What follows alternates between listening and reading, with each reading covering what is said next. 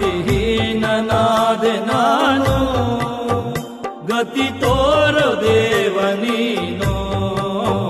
ಕ್ಷಮಿಸೋ ತಂದೆಯೇ ದೇವಾ, ಕರುಣಿಸೋ ನಾಗೈದ ಪಾಪವ. ಕ್ಷಮಿಸೋ ತಂದೆಯೇ.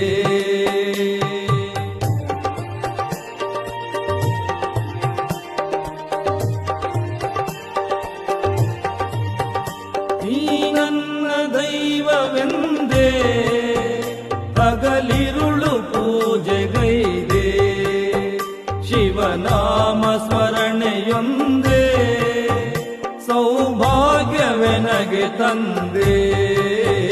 ಕ್ಷಮಿಸೋ ತಂದೆಯೇ